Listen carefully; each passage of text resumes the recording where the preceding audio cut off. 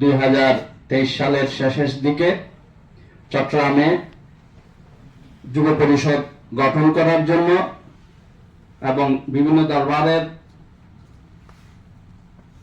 পক্ষ থেকে প্রতিনিধি নিয়ে ওই কমিটিগুলি গঠন করার জন্য উনি নির্দেশনা দিয়েছিলেন, কিন্তু সময়ের স্বল্পতায় রাষ্ট্রীয় বিভিন্ন ব্যাপার স্যাপার ছিল, তাই প্রাথমিক পর্যায়ে এই কমিটিগুলি গঠন করা হয়।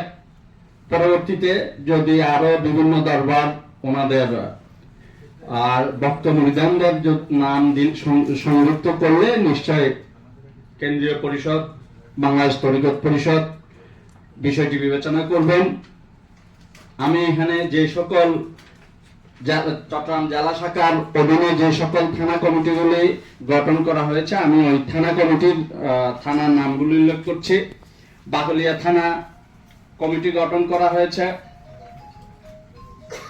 কর্ণফুলী থানা, চাঁদগাঁও থানা, রাঙ্গুনিয়া থানা, আকবরশাহ থানা, বোয়ালখালী থানা, বাঁশখালী থানা এবং বন্দর থানা, এই কয়টি থানার কমিটি গঠন করা হয়েছে।